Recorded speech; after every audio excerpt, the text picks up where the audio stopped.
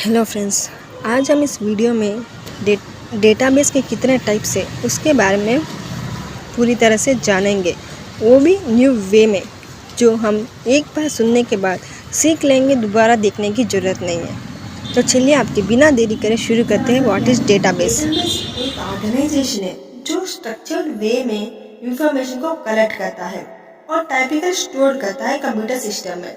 Database वो control रहता है DBMS। देखिए इधर, the database is an organized collection of structured information or data typically stored electronically in a computer system. The database is usually controlled by DBMS. वैसे तो database बहुत सारे applications में यूज करते हैं, स्टोर करने के लिए, रिट्रीव करने के लिए। एग्जाम्पल्स, स्टूडेंट्स का रिकॉर्ड्स, स्कूल में स्टूडेंट्स का रिकॉर्ड्स हम स्ट्रक्चर्ड वे में करने के लिए भी हम डेटाबेस यूज करते हैं। कस्टमर्स का इंफॉर्मेशन स्टोर करने के लिए भी हम डेटाबेस का यूज करते हैं। और डेटाबेस की मदद से हमें बहुत सारी मदद मिलती है बिजनेस में और स्कूल्स में, बहुत सी जगह। Imagine a library with books means data. A database is a system to organize and manage those books. There are several ways to organize.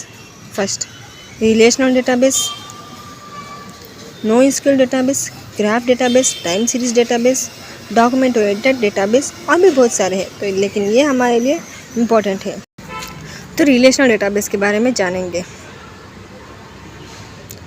It's like a card catalog. इसमें data को table के form में organize करते हैं। Table means with rows and columns. प्रत्येक table में एक की होता है जो अन्य टेबल में रिलेटेड होते हैं।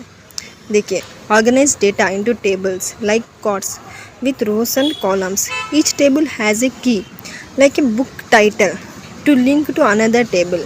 Example, MySQL, Oracle, etc. तो second database है NoSQL.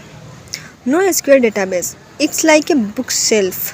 Store data in flexible non-table format like book on a shelf.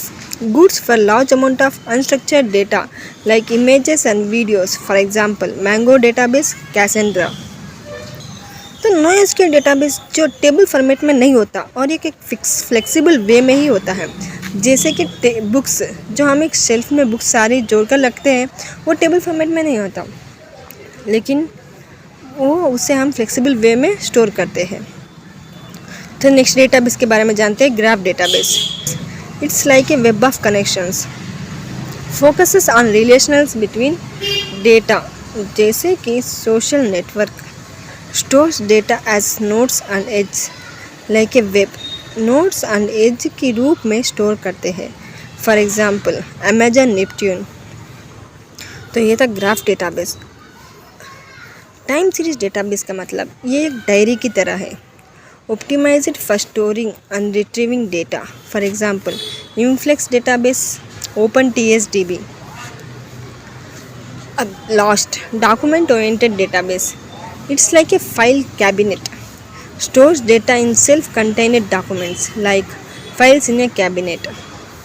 Good for storing and retrieving entire documents. Document-oriented, ये entire documents को स्टोर करने के लिए अच्छी तरह से हम इसमें स्टोर कर सकते हैं। और भी बहुत सारे डेटाबेस टाइप्स है, लेकिन ये इंटरव्यू में भी पूछ सकते हैं और एग्ज़ाम में भी ज़्यादातर ये क्वेश्चंस आते हैं।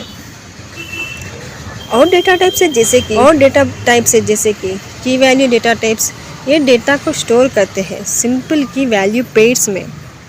और नेक्स्ट, कॉलम फैमिली डेटाबेस, ये स्प्रेडशीट की तरह है। जैसे कि डेटा को कॉलम्स में स्टोर करते हैं, ना कि रोज में। तो ये डेटा टाइप्स डेवलपर्स को, तो ये सारे टाइप्स डेवलपर्स को अलो करते हैं कि एप्लीकेशंस को बेस्ट फिट दे, एप्लीकेशंस को हम इजी से और समझ कैसे सकते हैं। तो ये टाइप्स हमारे लिए बहुत इंपॉर्टेंट है। SQL सीखने के लिए हमें टाइप्स भी सीखना ज़रूरी है। बेसिक तो कंपलसरी होता है। तो थैंक्स फॉर वॉचिंग।